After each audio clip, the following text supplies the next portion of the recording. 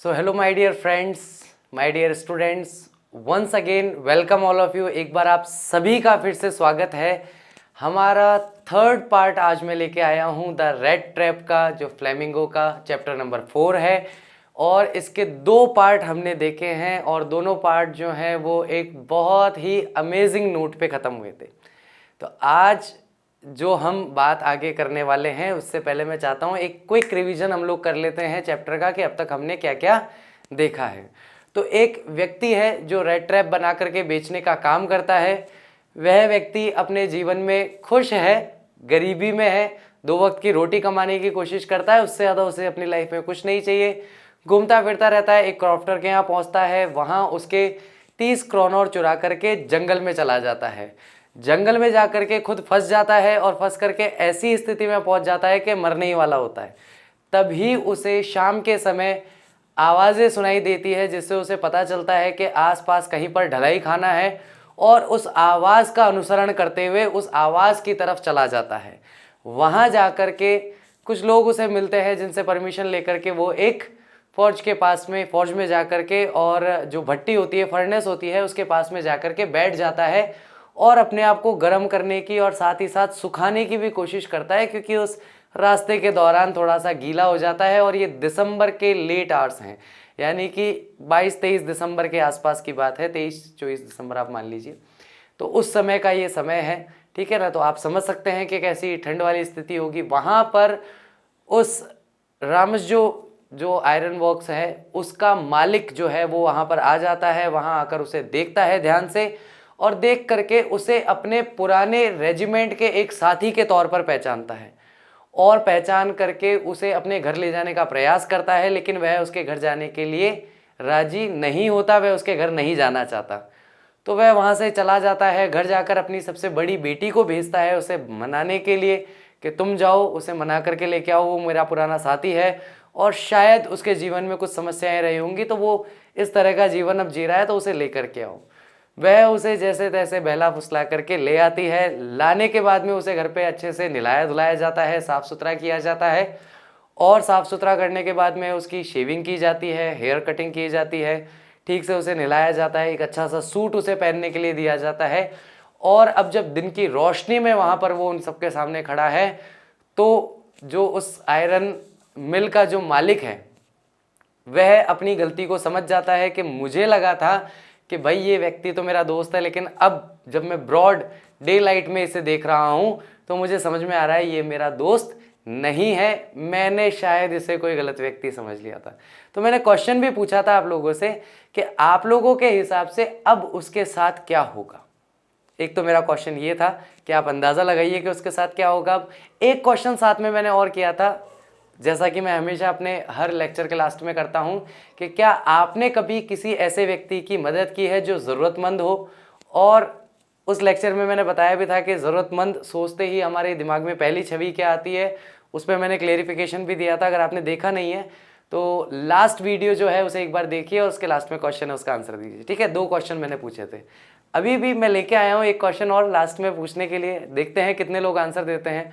और चाहूँगा ज़्यादा से ज़्यादा लोग इसके अंदर पार्टिसिपेट करें। मुझे बहुत अच्छा लगता है आप लोगों की लाइफ से रिलेटेड जो स्टोरीज़ है, जो छोटे छोटे इवेंट्स हैं, इंसिडेंट्स हैं, वो पढ़ करके बहुत अच्छा लगता है, खुशी मिलती है। कहीं ना कहीं मुझे लगता है यही एक ऐसी सीरीज़ बन गई है आप लोगों के और मेरे बीच में, जहाँ से हम लोग एक दूसरे से बहुत ज़्यादा कनेक्टेड फील करते हैं। तो मैं चाहता हूँ कि ये कनेक्शन बना रहे और ज़्यादा टाइम के साथ स्ट्रॉन्ग हो। जैसे जैसे मेरे वीडियोस आते हैं वैसे वैसे मैं कुछ ना कुछ लास्ट में एक क्वेश्चन लेके आता हूँ, उसके आंसर आप ज़रूर दीजिए अगर आपके साथ ऐसा कभी कुछ हुआ है तो, ठीक है गाइस। तो आगे स्टार्ट करते हैं, देखते हैं गाइस अब इस चैप्टर में क्या होने वाला है आगे। वॉट डज दिस मीन, यानी कि अब जब वह पूरे सूट पहन करके उसके सामने खड़ा है तो पूछता है इसका क्या मतलब है भाई, कौन हो तुम, ये सब क्या है, तुम तो मेरे साथी नहीं हो। ही थंडर्ड, यानी वो गरजते हुए धमकाने वाली आवाज में बोला। The stranger made no attempt to dissimulate, उसने अपने आप को छुपाने का या अपने आप को कुछ और बताने का कोई प्रयास नहीं किया। उसने कोई अटेम्प्ट नहीं किया कि वो आगे अपनी कुछ सफाई देने की कोशिश करे। वो जैसा था शांति से खड़ा रहा।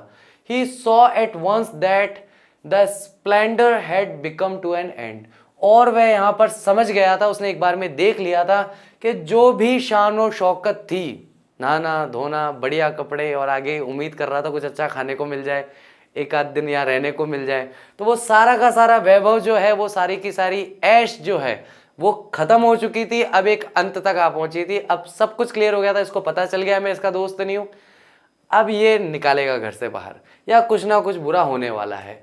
It is not my fault sir, लेकिन फिर भी वह कहता है कि श्रीमान ये मेरी गलती नहीं है। ही सेड, उसने कहा, I never pretended to be anything but a poor trader and I pleaded and begged to be allowed to stay in the forge. मैंने कभी भी दिखावा नहीं किया, या मैंने कभी भी ये दिखावा करने की कोशिश नहीं की कि मैं कुछ और हूं, टू बी एनीथिंग, कि मैं कोई हूं, बट मैं बस इतना चाहता था, या मैं इतना दिखा रहा था कि मैं एक गरीब व्यापारी हूं, ट्रेडर हूं, जो केवल रेड ट्रैप बनाकर बेचता है। एंड आई प्लीडेड, और मैंने आपसे याचना की थी, मैंने आपसे विनती की थी। एंड बेग्ड, और मैंने आपसे भीख भी मांगी थी। भीख मांगना नहीं होता वैसे, बेग का मतलब प्रार्थना करना है, निवेदन करने के अर्थ में होता है, लेकिन अपन कह सकते हैं मैंने भीख मांगी थी, भाई मुझे प्लीज यहीं छोड़ दो। तो मैंने प्रार्थना भी की थी, to be allowed to stay in the forge, कि मुझे इसी ढलाई खाने में यहीं रहने दो। But no harm has been done, लेकिन अभी कोई नुकसान नहीं हुआ है किसी का भी। एट वर्स, ज्यादा से ज्यादा या सबसे ज्यादा बुरा क्या हो सकता है, I can put on my rags again, मैं फिर से अपने पुराने फटे कपड़े पहन लेता हूं, एंड गो अवे, और मैं यहां से चला जाता हूं। तो सबसे पहला उसने अपनी तरफ से एक अटेम्प्ट किया कि सर, मैंने आपको नहीं कहा मैं आपका दोस्त हूं, मैं बार बार आपको कह रहा था मुझे यहीं रहने दो, नहीं जाना मुझे घर, मुझे बस इस फौज में रहने दो, इस भट्टी के पास सोने दो, कल सुबह मैं चुपचाप सुमड़ी में निकल जाऊंगा, किसी को कोई परेशानी नहीं करने वाला था। लेकिन अगर आपको लगता है कोई दिक्कत है, अभी भी कोई दिक्कत नहीं हुई, मैं, आपने जो मुझे नए अच्छे कपड़े दिए हैं मैं हटा देता हूं, पुराने फटे पुराने अपने कपड़े पहन लेता हूं, और मैं यहां से चला जाता हूं, अभी तक कोई परेशानी नहीं हुई। लेकिन देखते हैं कि आयरन मास्टर क्या करता है। Well said the iron master, खैर आयरन मास्टर ने कहा, हेजिटेटिंग, हिचकिचाते हुए, अ लिटिल, थोड़ा सा हिचकिचाते हुए, it was not quite honest, कि ये इतना ईमानदारी पूर्ण जवाब भी नहीं है। आपको याद है सेकंड लेक्चर में मैंने क्या कहा था कि वहां पे क्या हुआ कि जैसे उसने पहचाना ना, तो उसे लगा कि यार मैं इसका कोई जान पहचान वाला लग रहा है, इसको लग रहा है कि मेरा जान पहचान वाला हो सकता है, 2-4 करोड़ और दे दे। तो उसने कह दिया कि हाँ, जीवन थोड़ा सा मुश्किल चल रहा था। अब उसने जब ये कहा तो यहाँ पे आके इसने क्या कह दिया कि ये पूरा ईमानदारी वाला जवाब नहीं है भाई, तुमने एक बार में मना भी नहीं किया कि तुम जो मुझे समझ रहे हो कि मैं नहीं हूं। तो यानी कि अगर तुम पूरी तरीके से डिसऑनेस्ट नहीं हो तो पूरी तरीके से ऑनेस्ट भी नहीं हो। Either you must admit that, तुम्हें यह स्वीकार करना चाहिए था, and I should not be surprised, और मुझे ये जान करके या मुझे ये करके कोई भी आश्चर्य नहीं होगा, if the sheriff would like to have something to say in the matter. अब शेरिफ का क्या मतलब होता है, सीधा सीधा मतलब ये है, पुलिस वाले जो होते हैं, जो कि हर गांव ढाणी में विदेशों में मिलते हैं, उन्हें शेरिफ कहा जाता है, जो छोटे इलाकों को ज़्यादातर संभालते हैं। तो शेरिफ जो है वो इस तरह के होते हैं दिखने में, इस तरह के आपने इंग्लिश मूवीज़ के अंदर देखा होगा, बैचेस होते हैं इस तरीके के शेरिफ के। तो अगर शेरिफ यानी पुलिस अधिकारी अगर यहाँ आता है और इस मुद्दे में अगर वो कुछ कहना चाहे, तो मुझे कोई आश्चर्य नहीं होगा, मतलब तुम रुको बेटा, मैं पुलिस वाले को बुला लेता हूँ, अभी पता पड़ जाएगा कि किसके पता से कितने गोल हैं। तो ऐसा वो कहता है। The tramp look at took a step forward, और वह घुमक्कड़ व्यक्ति जो है वो एक कदम आगे बढ़ता है, and stuck the table with his fist, और जोर से, ये होती फिस्ट जिसको हम मुक्का बोल सकते हैं, घूसा बोल सकते हैं, ठीक है। तो ऐसे जोर से धप्प करके टेबल पे घूसा मारते हुए कहता है, यानी कि बहुत ही एजिटेशन के साथ में, बहुत ही एक जोश के और गुस्से के साथ में आगे बढ़ता है और धड़ाम करके टेबल पे घूसा मारता है, और घूसा मारते हुए कहता है, now I am going to tell you mister iron master, अब मैं तुम्हें बताता हूं mister iron master, how things are, कि चीजें कैसे होती है। ही सेड, उसने कहा, this whole world is nothing but a big rat trap, ये पूरी दुनिया और कुछ नहीं है बल्कि एक बड़ी सी चूहेदानी है। All the good things that are offered to you, वो सारी अच्छी चीजें जो आपको ऑफर की जाती हैं, जो आपके सामने प्रस्तुत की जाती हैं, आर नथिंग, वो कुछ भी नहीं है, बट चीज रिंड्स एंड बिट्स ऑफ पोर्क, यानी कि चीज का एक टुकड़ा है और पोर्क का एक टुकड़ा है, यानी कि चीज है और पोर्क है, यानी कि बेट है, सेट आउट जिसे कि रखा गया है, टू ड्रैग खींच कर निकालने के लिए, अ पुअर फेलो इनटू ट्रबल, यानी कि आपने कल आकर के मुझे जो कहा ना घर चलो घर चलो घर चलो, ये सब मेरे लिए क्या था, ये सब मेरे लिए मुझे इस जाल में फंसाने के लिए आपने सामने कुछ ऑफर किया। तो ये पूरा का पूरा संसार जो क्या है वो एक रेड ट्रैप है। और अब देखो मैं वहां था, मस्ती से सो रहा था, खुश था, आयरन पिग नीचे लगा हुआ था, आयरन पिग मतलब कच्चा लोहा लगा के मस्त सो रहा था फिल्मी स्टाइल में हेड लगा करके। आप ही बोले घर चल घर चल, अब यहाँ ले आए और यहाँ ला करके आप कह रहे हो कि शेरिफ आपसे कुछ बात करना चाहता है, फंसा दिया मुझे फिर से बेट दिखा करके। तो यहाँ पे यही कहता है कि to drag a poor fellow into travel, जिससे एक गरीब व्यक्ति को मुसीबत में डाला जा सके। And if the sheriff comes now and locks me up for this, अब अगर शेरिफ आता है, पुलिस वाला आता है और मुझे जेल में डाल देता है इस काम के लिए, यहां आने के लिए, देन यू, तो आप मिस्टर आयरन मास्टर, आप जो है ना mister iron master, must remember, आपको याद रखना होगा दैट अ डे में कम, के एक दिन आ सकता है when you yourself may want to get a big piece of pork, कि जब आप खुद एक बड़ा सा टुकड़ा पोर्क का लेने जाएंगे, and then you will get caught, और आप वहां फंस जाएंगे इन द ट्रैप, उस जाल में। The iron master began to laugh, और आयरन मास्टर ये सुनकर के बहुत जोर से हंसने लगा। अब यहां पे क्या हुआ, स्टार्टिंग में बताया था कि बहुत इल सोचता है वो, अपने आप को मनोरंजित रखने के लिए, अपने आप को एंटरटेन करने के लिए बहुत सारी चीजें वो अपने दिमाग में सोचता है। उसमें से एक चीज यही थी कि पूरी की पूरी दुनिया जो है वो एक बड़ा सा रेड ट्रैप है और हम सब किसी ना किसी बेट के चक्कर में यहाँ पर आकर फंसे हुए हैं। यहाँ पर वो क्या कहता है कि देखो मैं तुम्हें एक बात बताता हूँ, ध्यान से सुनना मेरी बात को, ये पूरी दुनिया जो है रेड ट्रैप है और तुमने क्या है पोर्क और चीज लगाया मेरे जैसे गरीब आदमी को मुसीबत में फंसाने के लिए। अब अगर शेरिफ यहाँ आता है और मुझे लॉक कर देता है तो याद रखना एक दिन तुम भी अपने जीवन में किसी बड़े पोर्क के टुकड़े के लिए जा सकते हो और वहां जाकर तुम भी उसमें फंस जाओगे। अब एक नेचुरल सी बात है, कोई सामान्य व्यक्ति होगा जो ऐसा नहीं सोचता है, जिसकी दार्शनिक विचारधारा ज्यादा नहीं है, उसके लिए क्या है, उसे तो हंसी आएगी, बोले भाई ठीक है कोई बात नहीं, कूल, शांत गदाधारी भीम, कोई दिक्कत नहीं है। तो यहाँ पे वो हंसने लगा, हंस करके बोला that was not so badly said, खैर तुमने जो बताया इतना बुरे तरीके से भी नहीं बताया, यानी कि तुमने मुझे अच्छी तरीके से अपनी बात बताई। माई गुड फेलो, मेरे अच्छे दोस्त, perhaps we should let the sheriff alone on Christmas eve, शायद हमें शेरिफ को यानी पुलिस वाले को जो है अकेला अपने परिवार के साथ एंजॉय करने के लिए छोड़ देना चाहिए क्रिसमस की इस पूर्व संध्या पर। But now get out of here as fast as you can, लेकिन अब यहां से जितना जल्दी हो सकता है उतना जल्दी चलते बनो, चलते हुए दिखाई दोगे बेटा यहां से, है ना। But just as the man was opening the door, लेकिन जैसे ही वह व्यक्ति दरवाजा खोल रहा था, द डॉटर सेड, तो जी पुत्री जो है, जो बेटी है, उसने कहा I think he ought to stay with us, मुझे लगता है कि इन्हें यहां हमारे साथ रहना चाहिए। ओट टू जो है ना वो बहुत कमाल का मॉडल है। ओट टू पता है किसी को, ओट टू एक मॉडल है। देखो आप लोग मुझे जितना छेड़ते हो ना, मुझे पता नहीं क्यों पलट के उतना छेड़ने में मजा आता है ज्यादा। मेरे हर वीडियो के नीचे एक बहुत ही कॉमन कमेंट है, वो कॉमन कमेंट क्या है, मैं उसे देखता हूँ और वो मुझे ऐसे कई बार चुभता भी है, पिंच भी करता है कि यार ठीक है मैं डिले चल रहा हूँ उसमें। वो टॉपिक है ग्रामर। तो ग्रामर करानी है मुझे ध्यान है, मुझे पता है, I am preparing for that. कुछ शॉर्ट ट्रिक्स बना रहा हूँ, कुछ चीज़ों को कंप्रेस कर रहा हूँ कि बहुत ज़्यादा ना पढ़ना पड़े ग्रामर में, जो हमें मार्क्स अचीव करने हैं उसके लिए कम से कम पढ़ें, क्वालिटीड पढ़ें और अच्छे मार्क्स गेन करें। बस इस ऑब्जेक्टिव के लिए आप लोगों को इंतज़ार करना पड़ रहा है।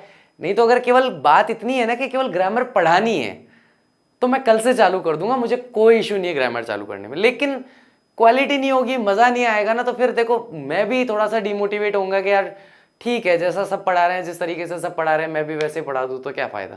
थोड़ा सा टाइम दो, थोड़ा सा चीज़ें आप ही के लिए बेहतर करने की कोशिश कर रहा हूँ।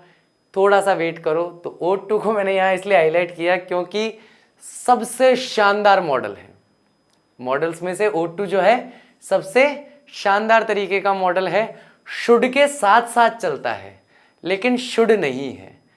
तो अगर शुड और O2 में एग्जैक्ट डिफरेंस क्या है, अगर किसी को पता हो तो मुझे कमेंट में बताना। उसके बाद देखते हैं कि ग्रामर आपकी किस लेवल से स्टार्ट करनी है। ठीक है, चलिए। O2 स्टे विथ अस, मुझे लगता है कि इन्हें हमारे साथ रुकना चाहिए टुडे, आज। I don't want him to go, मैं नहीं चाहती कि ये यहां से जाएं। And with that she went and close the door, और ये कहते हुए वह दरवाजे के पास जाती है उठकर और दरवाजा बंद कर देती है। What in the world are you doing? World का मतलब यहाँ पे क्या है, एक तरह की भावना को प्रकट कर रहा है कि कर क्या रही हो तुम। पता चल गया ना कौन है कौन नहीं है, स्ट्रेंजर है, हम इसे जानते भी नहीं, घर में कैसे रख सकते हैं। तो व्हाट इन द वर्ल्ड, तुम कर क्या रही हो? सेड द फादर, फादर ने ये बात कही। The daughter stood there quite embarrassed and hardly knew what to answer.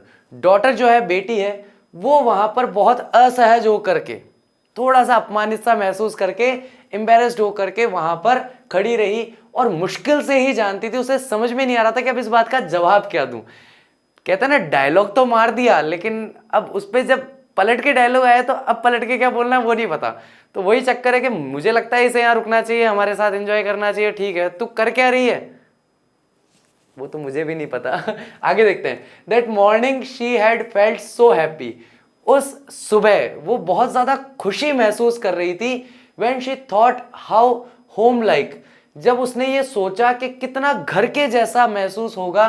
And Christmassy she was going to make things for the poor hungry rich, यानी कि इस गरीब और भूखे अभागे इंसान के लिए वो क्रिसमस और सारी चीजों को घर के जैसा बनाने के लिए कोशिश करेगी। और ये सोच सोच के कि देखो ये भूखा इस तरह का इंसान है जो काफी समय से दुर्भाग्य से पीड़ित है, मैं आज इसे ऐसा महसूस कराऊंगी जैसे ये अपने घर में है।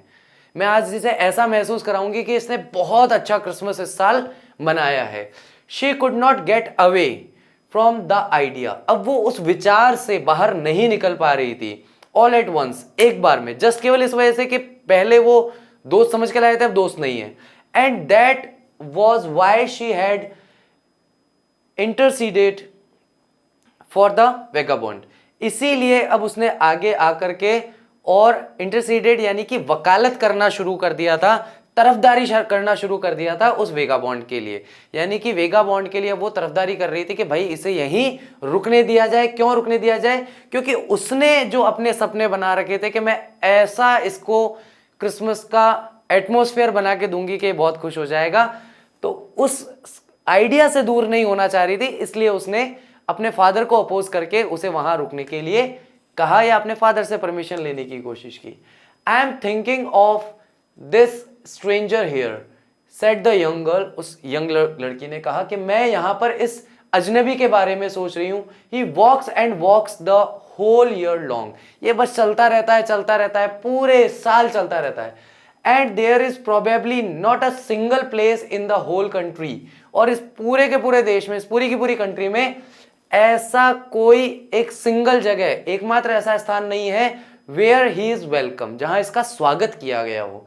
And can feel at home, जहां ये घर जैसा महसूस कर सके।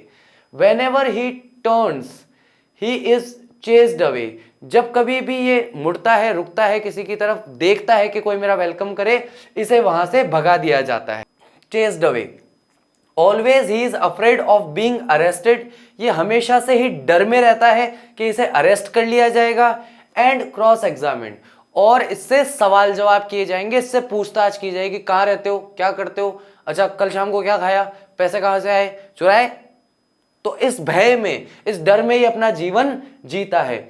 आई should like to have him enjoy a day of peace with us here, और मैं बस इतना चाहती हूं कि ये एक आनंददायक दिन हम लोगों के साथ यहां पर हमारे साथ बिता ले। Just one in the whole year, बस पूरे साल में से केवल एक दिन जहां इसे किसी बात का डर ना हो, जहां इसे किसी चीज की चिंता ना हो, शांति से एक दिन एंजॉय कर सके, एक दिन आनंद ले सके। द आयरन मास्टर ममल्ड, यानी कि आयरन मास्टर जो बुदबुदाते हुए मनी मन कुछ बोला, पता नहीं क्या बोला, हमें भी पता नहीं है। समथिंग इन हिज बियर्ड, अपनी दाढ़ी में ही, वो अपने दाढ़ी में कुछ बोल गया, भारी दाढ़ी थी, समझ में ही नहीं आया क्या बोला।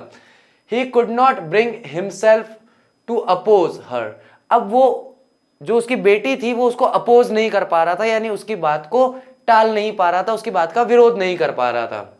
It was all a mistake of course, अब जो लड़की है आगे बोलती हुई कंटिन्यू करती है, ये सब एक गलती है निसंदेह, इसमें कोई दो राय नहीं है कि ये सब एक मिस्टेक है, गलती है।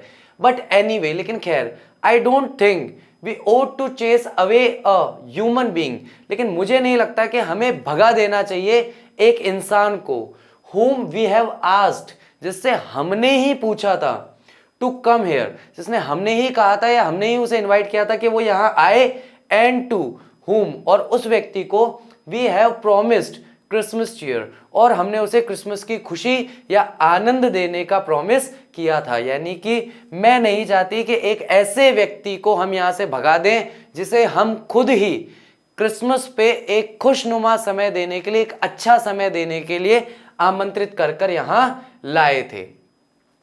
You do preach worse than a person, अब इसके पिता कहते हैं set the iron master, iron master से कहते हैं कि तुम एक पादरी जो होता है ना, जो कि चर्च में उपदेश देने का काम करता है, तो कहता है कि तुम जो है वो एक पादरी से भी बुरे तरीके से उपदेश देती हो, यानी कि पादरी की बात जो है वो कहीं हिट करे नहीं करे, लेकिन तुम्हारे जो उपदेश हैं, तुम्हारा जो भाषण है वो बड़ा परफेक्ट जाता है, यानी कि तुम अच्छी तरीके से कन्विंस कर सकती हो, said the iron master. Iron master ने कहा I only hope you won't have to regret, मैं बस इतनी उम्मीद करता हूं कि तुम्हें बाद में इस बात का पछतावा ना हो कि तुमने इसे यहां क्यों रोका, दिस, इस चीज का।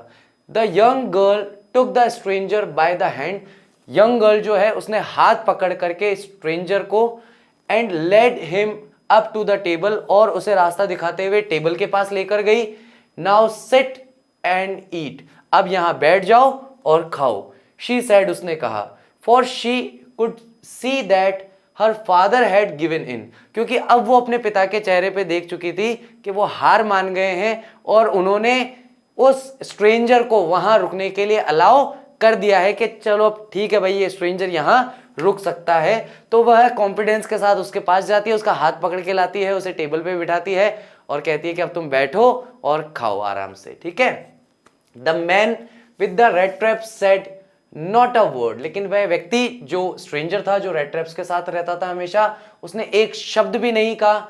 ही only set down and helped himself to the food, और वह वहां बैठ गया और उसने अपनी आप की मदद की उस खाने के प्रति, यानी कि उठा करके खाना शुरू कर दिया। Time after time he looked at the young girl, और खाते खाते बीच बीच में ही वो उस यंग गर्ल की तरफ, उस छोटी बच्ची की तरफ देखता था, हु हैड इंटरसीडेड, जिसने की वकालत की थी, जिसने की तरफदारी की थी, फॉर हिम, उसके लिए। Why had she done it, उसने ऐसा क्यों किया, मतलब बहुत ही अच्छा प्रश्न है कि ठीक है, उसने अपने फादर को कन्विंस किया कि उसकी एक उम्मीद थी, वो अपनी जो आइडिया है या उसका जो विचार था कि मैं एक घुमक्कड़ व्यक्ति के लिए अच्छा दिन बना के दूंगी, वो उसे गिव अप नहीं कर पा रही थी, वो हो सकता है, लेकिन फिर भी यहाँ पे बैठ के सोच रहा है कि उसने ऐसा मेरे लिए, उसने ऐसा क्यों किया, ठीक है। आप उसका भाव समझ सकते हैं कि एक ऐसा व्यक्ति जिसे हर जगह धुतकारा जाता हो, कोई उसके लिए वकालत करके उसे अपने घर में रुके और उसे खाना खिलाने के लिए दे, आप उसकी तरफ देखोगे तो आपके मन में किस तरह के भाव आएंगे, बस वैसा ही भाव यहाँ पर महसूस वह कर रहा है। What could the crazy idea be, और ये कितना बेवकूफ़ीपूर्ण या कितना पागलपन वाला विचार है कि एक ऐसे व्यक्ति को जिसे आप कुछ और समझ के अपने घर ले आए थे, अब सच्चाई जानने के बाद भी आप उसे अपने घर में रख रहे हो और उसे फीड कर रहे हो, उसे खिला रहे हो, तो कितना क्रेजी आइडिया है ये। आफ्टर दैट, उसके बाद, क्रिसमस ईव एट रामसजो passed away as it always had, उसके बाद में क्रिसमस ईव जो थी रामसजो पर, वो बिल्कुल वैसे ही गुजर गई जैसे गुजरती है। The stranger did not cause any trouble, उस अजनबी ने कोई मुसीबत खड़ी करने का काम नहीं किया, बिकॉज, क्योंकि, he did nothing but sleep, क्योंकि उसने सोने के अलावा कुछ किया ही नहीं। मैं थोड़ा सा आगे का बता देता हूं, है ना, क्योंकि यहां पर बड़ी विचित्र स्थिति है, क्योंकि मैंने चैप्टर थोड़ा सा पढ़ लिया था आगे का। तो ये अपने जीवन का सबसे शानदार टाइम बिताने वाला है। यहाँ खाएगा, सोएगा, फिर खाएगा उठ के, फिर सोएगा, फिर उठ के खाएगा, फिर सोएगा, बस इसके अलावा ये कुछ नहीं करने वाला। इसको अब बस यही करना है, उसके बाद में लास्ट में करेगा जो भी करेगा, बड़ा धमाका जो है वो लास्ट में आएगा। ठीक है, he did nothing but sleep, उसने कुछ नहीं किया, बस वो पूरे टाइम सोता रहा। द होल फोरनून, यानी कि दोपहर से पूर्व का, जो सुबह के बाद का और दोपहर से पूर्व का जो समय होता है, उस समय में ही ले ऑन द सोफा, वो सोफे पे लेटा रहा, सोता रहा। In one of the guest rooms के अंदर जो एक सोफा रखा होता उस पर सो रहा था। And slept at one stretch, यानी कि एक बार में लंबी नींद। एट नून, दोपहर के समय में, दे वोक हिम अप, उन्होंने उसे उठाया। सुबह नाश्ता कर लिया, नाश्ता करके सो गया, दोपहर के खाने का टाइम आया, उठाया, भैया उठो, ठूसो, चलो, so that he could have his share of the good Christmas fair, यानी कि वो अपने क्रिसमस का जो उसके हिस्से का जो भोजन है, अच्छा भोजन जो है, वो आराम से ले सके। But after that he slept again, लेकिन उसने दोपहर का भोजन किया और उसके बाद में वापस सो गया।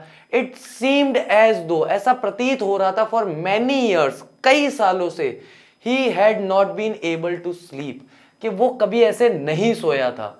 एज क्वाइटली, इतनी शांति से, एंड सेफली, इतनी सुरक्षा से, यानी कि वो वहां पर शांति से भी सो रहा था। क्यों सो रहा था शांति से? क्योंकि वहां वो सुरक्षित महसूस कर रहा था, अपने आप को सेफ महसूस कर रहा था कि मैं यहाँ पे सुरक्षित हूं, मुझे यहाँ किसी तरह का कोई खतरा नहीं है। एज हियर एट रामसजो, जैसा वो यहाँ रामसजो पर महसूस कर रहा था, बिल्कुल शांति और सुरक्षा, और उस शांति और सुरक्षा से ही उसे नींद आ रही थी। तो देखते हैं, आप लोग कभी सोए हो क्या इतनी शांति और सुरक्षा से कि उठे खाए सो गए, उठे खाए सो गए हैं? तो देखना, एक बार बताना अगर किसी ने किया हो तो। इन द इवनिंग, शाम के समय में, when the Christmas tree was lighted, जब क्रिसमस ट्री को लाइट किया गया। अब यहाँ पे ये मत सोचना कि जला दिया गया, तो क्रिसमस ट्री को जलाया नहीं जाता है, उसके चारों तरफ लाइट्स वगैरह लगाई जाती हैं, लाइट्स बल्ब्स वगैरह लगा करके उसे रोशन किया जाता है। दे वोक हिम अप अगेन, उन्होंने फिर जाकर के उसे उठाया, पहला भैया क्रिसमस ट्री आ जाओ, उठ जाओ। And he stood for a while, वो थोड़े समय के लिए वहां खड़ा रहा। इन द ड्राइंग रूम के अंदर, ब्लिंकिंग, अपनी आंखों को झपकाते हुए या अपनी आंखों को टिमटिमाते हुए, एज दो, मानो कि the candle light hurt him, जैसे कैंडल लाइट जो है, यानी कि कैंडल जो चारों तरफ मोमबत्ती जल रही है, उसकी जो रोशनी है, उसकी रोशनी उसकी आंखों में चुभ रही हो, या उस रोशनी से उसे पीड़ा हो रही हो। But after that he disappeared again, लेकिन वो बस थोड़ी देर के लिए वहां क्रिसमस ट्री के पास आया, वापस गायब हो गया।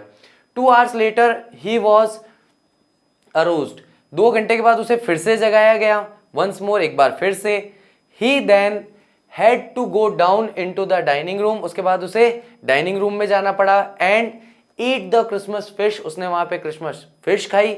एंड पॉरिज खाया, पॉरिज का मतलब आपको पता ही है, पहले भी कई चैप्टर्स में आ चुका है, दलिया खाया।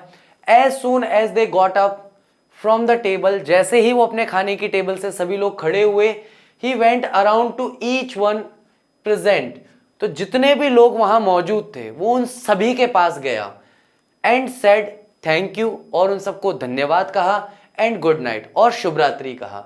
But when he came to the young girl, लेकिन जब सबको धन्यवाद दे रहा था और उस छोटी बच्ची के पास वो वहां आया, अब देखो यार, छोटी बच्ची बोलने में ना मुझे ही अजीब लगता है, इसलिए मैं बार बार यंग गर्ल ही बोल रहा हूँ, क्योंकि छोटी बच्ची से कुछ ऐसा एक वो डायलॉग चल रहा है कि मुझे वो ठीक नहीं लगता, मेरे को पसंद नहीं है ज़्यादा, है ना, वो छोटी बच्ची हो क्या, तो वो इसलिए मैं इसको अवॉइड करता हूँ बार बार छोटी बच्ची बोलने में। तो यंग गर्ल, एक छोटी लड़की जो है, she gave him to understand, उसने उसे उस तरीके से देखा या उसे समझाया, that it was her father's intention, कि ये उसके पिता का इरादा है, दैट द सूट, कि वो जो सूट पहन रखा है ना उसने, वो सूट विच ही वोर, जो उसने पहन रखा है, was to be Christmas present, वो इस क्रिसमस पे एक उपहार के तौर पर, एक गिफ्ट के तौर पर तुम रखो। ये मैं नहीं चाहती, ये मैं नहीं कह रही, ये मेरे पिता का इरादा है, यानी मेरे पिता चाहते हैं कि जो सूट तुमने पहन रखा है ये तुम क्रिसमस का तोहफा समझ करके अपने पास ही रखो, तुम्हें लौटाने की जरूरत नहीं है।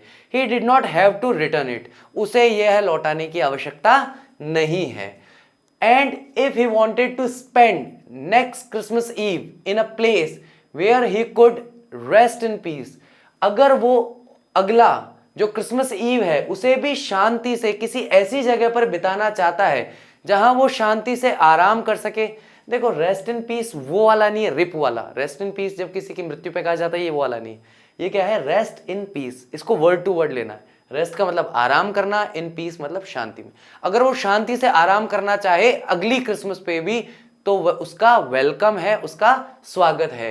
And be sure that no evil would befall him, और निश्चित रहे कि उसके साथ किसी भी तरह की कोई भी दुर्घटना या बुरा बर्ताव नहीं होगा। He would be welcomed back again, उसका फिर से स्वागत किया जाएगा, या उसके स्वागत में हम सभी लोग तैयार रहेंगे। हमें अच्छा लगेगा अगर वो फिर से आता है तो। The man with the red traps, वे व्यक्ति जो रेड ट्रैप्स के साथ हमेशा रहता था, did not answer anything to this, उसने इस बात का कोई जवाब नहीं दिया। मैं सूट रखूंगा, नहीं रखूंगा, मैं फिर से आऊंगा, नहीं आऊंगा, उसने कोई जवाब नहीं दिया। He only stared at the young girl, वो उस छोटी सी लड़की की तरफ केवल घूर कर देखता रहा। इन बाउंडलेस अमेजमेंट, यानी इतना आश्चर्य जो खत्म ही नहीं हो रहा। मतलब उसे बस देखता जा रहा है और आश्चर्य करता जा रहा है कि यार कौन हो, क्या हो, कैसे हो, है ना। बहुत सारे विचार उसके दिमाग में चल रहे हैं कि कोई इतना अच्छा कैसे हो सकता है, कोई इतना वेलकमिंग कैसे हो सकता है कि हमेशा आपका वेलकम करने के लिए तैयार है। उसके फादर आपको सूट दे रहे हैं, तो उसके साथ कभी जीवन में ऐसा हुआ नहीं। ये पहला मौका था कि जब कोई उसे इस तरीके से ट्रीट कर रहा है या उसके साथ इस तरह का व्यवहार कर रहा है, तो वो बस एक असीम आश्चर्य के अंदर उसको देखता रहा और उसने कुछ नहीं कहा। The next morning the iron master and his daughter got up in the good season, यानी कि अगले दिन सुबह आयरन मास्टर और उसकी जो बेटी है वो सुबह अच्छे मिजाज में, गुड सीजन में खुश होकर के उठे। To go to the early Christmas service, जो चर्च में जाकर के क्रिसमस सर्विस की जाती है उसके लिए। There guest was still asleep, उनका जो मेहमान था अभी भी सो रहा था। And they did not disturb him, और उन्होंने उसे डिस्टर्ब नहीं किया, परेशान नहीं किया, मतलब उसे सोने दिया। क्योंकि उनके दिमाग में भी कहीं ना कहीं ये आया होगा ना कि अब हम जब वापस आएंगे चर्च से, तब तक तो ये हो सकता है चला गया हो, या हमारे आने के बाद चला जाएगा, क्योंकि अब तो क्रिसमस ओवर हो गया है। तो ठीक है, हो सकता है कि इतनी सुखद नींद ये अब आज अभी ले रहा है, दोबारा पता नहीं कभी से लेने को नसीब होगी। तो उन्होंने उसे बिल्कुल भी डिस्टर्ब नहीं किया, उस स्ट्रेंजर को उन्होंने वहां पे सोने दिया। When at about 10 o'clock, तब जब लगभग 10 बजे की बात है, they drove back, जब वो कार चलाकर वापस आ रहे थे, from the चर्च से, the young girl sat and hung her head even more dejectedly than usual, यानी कि वो जो लड़की है वो कार में बैठी हुई थी और उसने अपना सर झुका लिया था, हमेशा से ज्यादा निराशा में। यानी आम तौर पर जितना सर उसका झुका हुआ रहता था, क्योंकि हमने सेकंड पार्ट में क्या पढ़ा था कि वो बहुत ही शिष्ट थी, शिष्टाचार वाली थी, यानी कि हमेशा सर झुका के अदब से तरीके से बात करने वाली। तो यानी कि यूजुअली जितना सर उसका झुका हुआ रहता था, अब उसका सर ज्यादा झुका हुआ है। क्या लगता है, कुछ गड़बड़ हो गई, कांड हो गया? देखते हैं। एट चर्च पे उसने देखा, शी हैड लर्न, उसे पता चला that one of the old crofters, के पुराने जो जमीन किराए पे देने वाले जो पुराने जमींदार लोग जो हैं, ऑफ द आयरन वर्क्स, जो आयरन वर्क्स में काम करते थे, हैड बीन रॉब्ड, उसे लूट लिया गया है, बाय अ मैन, एक व्यक्ति के द्वारा, who went around selling red traps, जो चारों तरफ घूमता रहता है चूहे दानियां बेचते हुए। तो यहां पर अब समझ में आ गया उसका सर क्यों लटका हुआ है। पिताजी ने अच्छे से क्लास ली होगी। और रखो, देखते हैं आगे क्या होता है। चलो। Yes, that was a fine fellow you let in to the house, हाँ वो एक अच्छा व्यक्ति है, उसे घर में आने दो। सेड हर फादर, उसके पिता उसको मतलब ताना मारने वाले अंदाज में कहते हैं। आई ओनली वंडर, मैं बस केवल ये सोच रहा हूं, how many silver spoons are left in the cupboard, कि अब तक अलमारी में कितने चांदी के चम्मच बचे होंगे, क्योंकि हम तो उसे सोता हुआ छोड़ के आए थे, इधर आ गए, पीछे से तो घर साफ कर कुरा के निकल गया होगा। वो क्रॉफ्टर के यहाँ भी चोरी करके निकला था, हमारे यहाँ भी चोरी करके निकल गया होगा। बाय दिस टाइम, इस समय तक क्या क्या गायब हो चुका होगा, या कबर्ड में से कितनी चांदी की चमचे गायब हो गई होगी।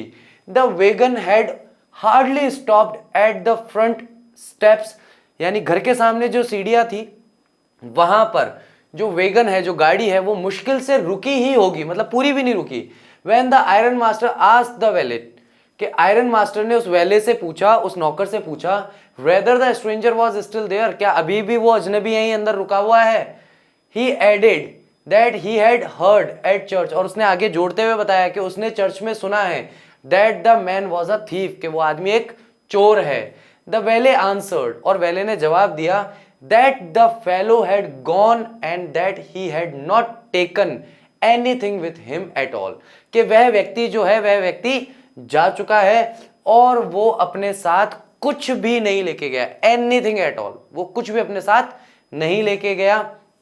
ऑन द कॉन्ट्रेरी, उसके विपरीत, he had left behind a little package which Miss Williamson was to be kind enough to accept as a Christmas present, यानी कि अपने पीछे एक छोटा सा पैकेज छोड़ के गया है, जिसके लिए ये कह के गया है कि मिसेस विल्मेंसन जो है वो काफी दयालु होंगी अगर उस पैकेज को, और दयावान होंगी अगर उस पैकेज को वो क्रिसमस के तोहफे के तौर पर स्वीकार करती हैं। तो यानी कुछ भी नहीं लेके गया है, लेकिन आपकी जो बेटी है उसके लिए एक प्रेजेंट, एक गिफ्ट जो है क्रिसमस का, वो छोड़ करके गया है। तो young girl open the package, और यंग गर्ल जो है उसने उस पैकेज को खोला, which was so badly done up, जो बहुत बुरी तरीके से ऐसे ही पैक हुआ होता, मतलब ढंग से नाइसली या नीटली जो पैक नहीं हुआ था। दैट द कंटेंट्स, और अंदर जो कंटेंट थे, अंदर जो वस्तुएं थी उसको देखा, कम इनटू व्यू, उसे दिखाई दिए एट वंस, यानी खोलते ही सामने आ गई कि इसके अंदर क्या था। She gave a little cry of Joy, और उसने एक ठहाका या एक किलकारी मारी, और क्राई ऑफ जॉय जो है खुश करके, खुशी खुशी उसने थोड़ी अपने मुंह से चीख निकाली। She found a small red trap, उसमें उसे एक छोटा सा रेड ट्रैप मिला था, एंड इन इट ले 3 wrinkled 10 क्रोनर नोट्स, और इसके अंदर 3 मुड़े हुए 10 क्रोनर के नोट्स थे, यानी कि 30 क्रोनर, वही जो क्रॉफ्टर के घर से चुराए थे ना, वो 30 क्रोनर उसने एक चूहेदानी में डाल करके और उसे गिफ्ट रैप करके और जो डॉटर है उसे दे दिया था। But that was not all, लेकिन इतना ही नहीं था, उसमें कुछ और भी था। In the red trap lay also a letter written in large jagged characters, यानी कि बड़े बड़े और नुकीले तरीके से लिखे हुए जो अक्षर थे, उनमें उसने एक लेटर भी लिख करके और उसके लिए छोड़ा था, उस लड़की के लिए छोड़ा था। उस लेटर में क्या लिखा हुआ था जरा देखते हैं। ऑनर्ड एंड नोबल मिस, आदरणीय और महान miss, since you have been so nice to me, जबकि आप मेरे साथ बहुत ही अच्छी रही हैं, ऑल डे लॉन्ग, पूरे दिन कल, as if I was a captain, जैसे कि मैं कोई वास्तविक कैप्टन हूं, ठीक है, जैसे कि मैं कैप्टन ही था। I want to be nice to you, और मैं भी चाहता हूं कि मैं भी आपकी अच्छाई का जो बदला है वो अच्छाई से ही दूं, इन रिटर्न, लौटाने के तौर पर। As if I was a real captain, जैसे कि मैं कोई वास्तविक कैप्टन हूं। For I do not want you to be embarrassed at the Christmas season by a thief, क्योंकि मैं आपके लिए ये नहीं चाहता कि आप असहज हो या शर्मिंदा हो एक क्रिसमस सीजन पे, वो भी एक चोर के द्वारा, यानी कि एक चोर ने जो काम किया है उसके लिए आप शर्मिंदा हो, ऐसा मैं आपके लिए नहीं चाहता। But you can give back the money to the old man on the road side, लेकिन आप ये पैसा जो है वापस लौटा सकती हैं उस बूढ़े व्यक्ति को जो रोड के किनारे पर एक झोपड़ी में रहता है।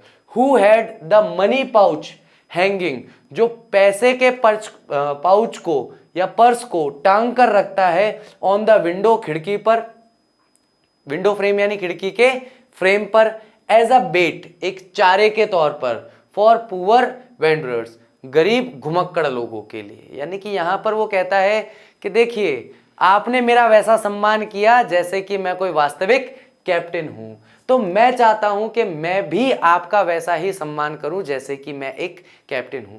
और अगर मैं एक कैप्टन हूं तो मैं ये नहीं चाहूंगा कि मैं जो एक चोर हूं जिसने चोरी की है उसकी चोरी की सजा आपको मिले या उसकी वजह से आप असहज महसूस करें इस क्रिसमस सीजन पे। इसीलिए मैं ये पैसा वापस लौटा रहा हूं और ये पैसा आप उस व्यक्ति को लौटा देना, उसी व्यक्ति को जो कि अपनी खिड़की के फ्रेम पर एक पाउच में पैसा रखता है और बाहर से आने जाने वालों को दिखाता है, देख ये पैसे हैं यहाँ टंगे हुए हैं।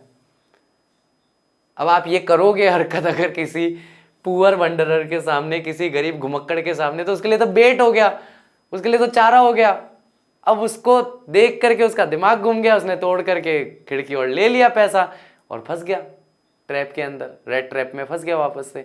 तो यही यहाँ पे ये कहना चाहता है कि उस व्यक्ति को जिसने मेरे लिए वो बेट रखा था, जिससे देख करके मैं ललचा गया, मेरी भी गलती है, मैं ललचा गया, लेकिन उसने ही तो चारा अटकाया। अगर वो मेरे को पैसे दिखाता ही नहीं, मैं आया, मेरे को खाना खिलाता, सुला देता, खाना भी नहीं खिलाता, केवल सोने की जगह दे देता, बात ही खत्म हो गई, क्या जरूरत थी पैसा वैसा दिखाने की। तो यहाँ पे वो बता रहा है कि बेट की तरह मुझे वो पैसा मिला और मैं उससे एक रेड ट्रैप में फंस गया। The red trap is Christmas present from a rate who would have been caught in this world's red trap if he had not been raised to captain। कितनी अच्छी बात कही है, मतलब ये सेंटेंस मेरे लिए this is the soul of the sentence of this chapter, यानी कि इस चैप्टर का अगर सोल या आत्मा जो है, मैं इस सेंटेंस को कहना चाहूंगा कि रेड ट्रैप जो है एक क्रिसमस प्रेजेंट है, ये आपके लिए एक तोहफा है फ्रॉम अ रेट, उस चूहे की तरफ से, who would have been caught in this world's red trap, जो आजीवन पूरी लाइफ टाइम इसी रेड ट्रैप में फंसा रहता, if he had not been raised to captain, अगर उसे चूहे से ऊपर करके अगर कैप्टन नहीं बनाया जाता। अब देखो कैप्टन बनाया नहीं जा रहा है, इस बात को समझो, इस बात की गहराई को समझो कि जब वो आया, जब वो इस यंग गर्ल से मिला, तब वो कौन था? तब वो एक रैट था जो एक चूहेदानी में फंसा हुआ है, जंगल वाली चूहेदानी में, याद है? फिर वहां से उसे घर लाया गया कैप्टन बनाने के लिए, और उसके साथ व्यवहार कैसा किया? कैप्टन की तरह व्यवहार किया गया कि आप कैप्टन हैं, कैप्टन वाला ही उसके साथ व्यवहार हुआ। तो यहाँ पे क्या कह रहा है? आपने एक चूहे को उठा करके क्या बना दिया? रेस करके, बढ़ा करके क्या बना दिया? कैप्टन बना दिया। और वही कैप्टन मैं आज हूं। अगर आप मुझे नहीं मिलती तो शायद मैं जिंदगी भर वही चूहा बनकर और दुनिया के उसी रेड ट्रैप में फंसा रहता। Because in that way he got power to clean himself, क्योंकि उसी तरीके से कैप्टन बनके ही उसे ये शक्ति मिली कि वो अपने आप को साफ कर सके। साफ कैसे कर रहा है? बाहर से नहीं, अपने अंदर के मैल को। उसके अंदर जो रेड ट्रैप वाली जो एक स्टोरी चल रही थी ना कि सभी चीजें बैट है, कुछ भी बैट नहीं है यार इस दुनिया में। आप देखोगे तो कुछ भी बैट नहीं है और देखोगे तो सब कुछ बैट है। मैंने अपने फर्स्ट लेक्चर के अंदर कहा था कि लास्ट में मैं आपको बताऊंगा कि कैसे, ये भी अपना तरीका बताएगा कि कैसे इस रेड ट्रैप से बाहर निकला जाता है, कैसे बेट के उलझावे में नहीं आना है हमें, ये भी बताएगा, मैं भी बताऊंगा। तो इसने तो बता दिया, मेरा बताना बाकी है, ठीक है। Because in that way he got power to clean himself, उसने अपने वैचारिक तौर पर खुद को साफ किया। उसके लिए यहाँ पे ये कह रहा है रिटन विथ फ्रेंडशिप, मित्रतापूर्ण तरीके से ये पत्र लिखा गया है, एंड हाई रिगार्ड्स, और उच्चतम आदर दर्शाते हुए कैप्टन वॉन स्टेहल। अब यहाँ पर ये जो लिखा हुआ है ना कैप्टन वॉन स्टेहल, इसको देख करके बहुत सारे स्टूडेंट्स हर साल कंफ्यूज होते हैं। उनको लगता है कि सर उसने लास्ट में जाकर के एक लेटर लिखा, उस लेटर में उसने अपना नाम क्या लिखा था? कैप्टन वॉन स्टेहल ही तो लिखा था। इसका मतलब वो वास्तविक कैप्टन वॉन स्टेहल था, तभी तो उसने लेटर में वो नाम लिखा। ऐसा नहीं है, नहीं है, वो कैप्टन वॉन स्टेहल नहीं है, ये वो रेड ट्रैप वाला कोई स्ट्रेंजर ही है। लेकिन अब वो अपने आप को आज से क्या मानता है? रेड की कैप्टन। आज से वो अपने आप को कैप्टन मानता है और वो कहता है कि मैं उसी उच्चतम सम्मान के साथ अपना जीवन जीऊंगा, और अब मैं क्योंकि कैप्टन हूं तो मैं कैप्टन वाले काम ही करूंगा, या एक ऐसे प्रतिष्ठित व्यक्ति को जिस तरह से जीवन जीना चाहिए, जो काम करना चाहिए वही काम मैं करूंगा, उससे कम उससे ज्यादा कुछ नहीं करूंगा। इसलिए वो यहाँ पे अपने आप को क्या कहता है? कैप्टन वॉन स्टेहल कहता है। ये व्यक्ति कैप्टन वॉन स्टेहल नहीं है, लेकिन ये वैसा बनने का इरादा रखता है। तो उस डिटर्मिनेशन को शो करने के लिए उसने लास्ट में अपने आप को स्ट्रेंजर, ठीक है ना, रेड ट्रैप पर्सन, स्ट्रेंजर, या कुछ भी आप बोल लो कि रैग्ड पर्सन, ऐसा कुछ भी नहीं बोला उसने। उसने अपने आप को क्या बोला है? Captain Von Stehl. Got my point?